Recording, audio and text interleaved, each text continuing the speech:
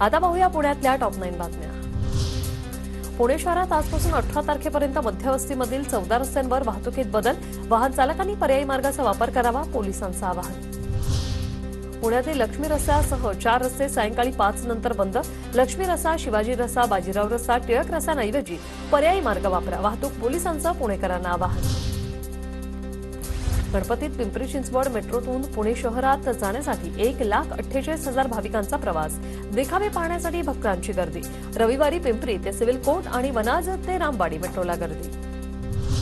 पुण्यावरून दिवाळीत 88 जादा रेल्वे सोडल्या जाणार। दिवाळीत गावी जाणाऱ्या चाकरमान्यांना दिलासा, 13 सप्टेंबरपासून बुकिंग सुरू होईल। पिंपरी चिंचवड महापालिकेचा 11 ठेकेदारांना दणका, कामाचे दुप्पट पैसे वसुलीचे आदेश, ठेकेदारांना काळ्या यादीत टाकलं। पुण्यात आलेल्या पुरातील नुकसानीच्या पंचनाम्यातील चुकांमुळे पूरग्रस्त मदतीपासून अजूनही वंचित, डेटा फीडिंगचं काम पुन्हा एकदा सुरू। पिंपरी चिंचवड पालिकेच्या 97 शाळांमध्ये झिरो वेस्ट राबवणार, विद्यार्थ्यांना लहानपणापासूनच कचरा व्यवस्थापनासाठी सवय लावण्यासाठी उपक्रम। खडकवासला धरणातून मुठा नदीत पुन्हा विसर्ग सुरू, खडकवासलातून मुठा नदीत 856 क्युसेकने विसर्ग। खडकवासला धरणसाखळीत आता 99.89% पाणीसाठा।